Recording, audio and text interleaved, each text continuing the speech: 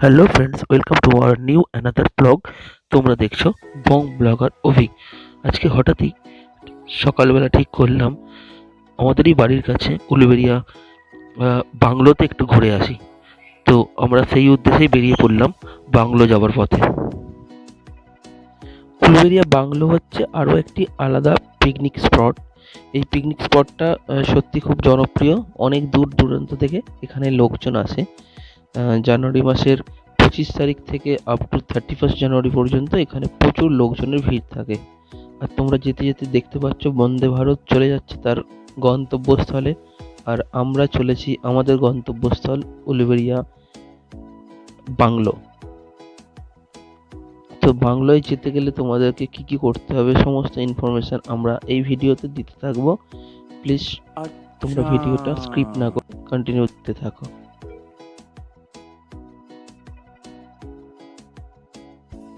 এটা উলুবেড়িয়া ফুলেশ্বর বাংলোর একটা আলাদা অনুভূতি, আলাদা ঐতিহ্য।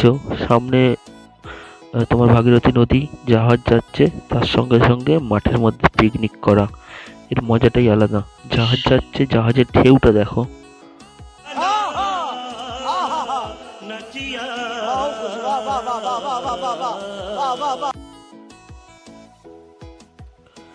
সকাল 7টা থেকে বিকেল 4টে, 4:30 পর্যন্ত তোমরা এই পিকনিক স্পটে সময় কাটাতে পারবে।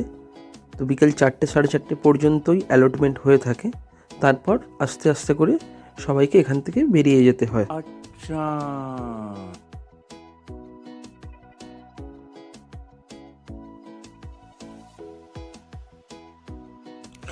চলো এই মাঠটা তোমাদেরকে একটু ঘুরে দেখাই।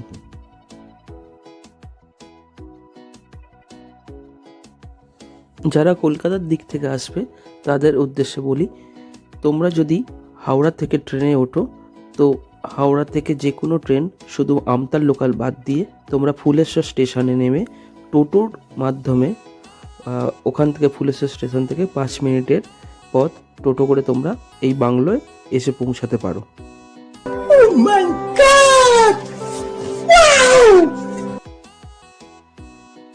এবং যারা ন্যাশনাল হাইওয়ে ধরে আসবে তারা উলুবেড়িয়ার মনসাতলায় এসে ওইখান থেকে 3 কিলোমিটারের মধ্যে তোমরা ফুলেশ্বর বাংলোয় পৌঁছে যেতে পারবে।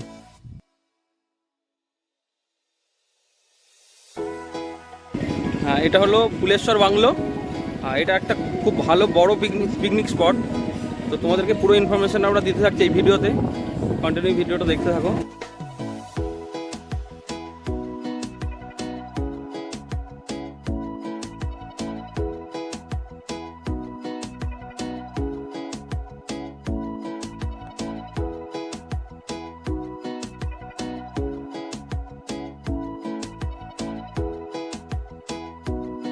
তোমরা যদি ফুলেশ্বর বাংলোর ভিতরে পিকনিক করতে চাও তাহলে এখানে আসতে গেলে তোমাদেরকে জলসম্পদ ভবন থেকে রুম বুক করতে হবে। ঠিক আছে, জলসম্পদ ভবন থেকে রুম বুক করলে এটা ফ্যামিলির জন্য অ্যাকচুয়ালি যেগুলো লাগে তার জন্য জলসম্পদ ভবন থেকে তোমরা রুমটা বুক করলে এখানে তোমরা লাগেজগুলো রাখতে পারবে। পিকনিক করতে চাও তো গাড়িগুলো সব এখানেই রাখতে পারবে। এখানে পার্কিং একটা চার্জ আছে, গাড়ি এখানে, এটা হচ্ছে পার্কিং। এখানে গাড়ি রেখে তোমরা এই রাস্তা দিয়ে একদম ভিতর দিকে, মানে নদীর দিকে যে মাঠটা আছে, নদীর ধারে যে মাঠটা আছে, ওই মাঠের মধ্যে তোমরা পিকনিক করতে পারবে। ওটা অ্যাকচুয়ালি ওটাই হচ্ছে পিকনিক স্পট। আর যে রুমগুলো হয় সেই রুমগুলো হচ্ছে এখানে ভাড়া নেওয়ার জন্য। এটা জলসম্পদ ভবন থেকে তোমাদেরকে বুক করতে হবে। इन छोटे मोटे प्रोग्रामों से कितना कमा लेते हो?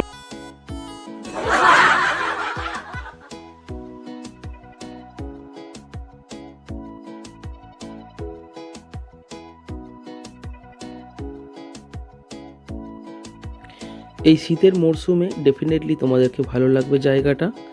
নদীর ধার এবং ছোট্ট একটা পিকনিক স্পট। আরও বেশ কিছু জায়গা আছে দেখার, যেগুলো তোমরা পায়ে হেঁটেই ঘুরে দেখতে পারবে।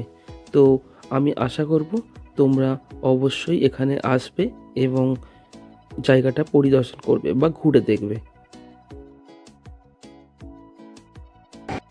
ও আরও একটি ইনফরমেশান তোমাদেরকে দিয়ে রাখি, এইখানে যে ভাগীরথী নদীটি বয়ে গেছে পিকনিক স্পটের পাশ দিয়ে, তো তোমরা এখানে স্নান করতে পারবে না, মানে এখানে জলে নামা বারণ আছে।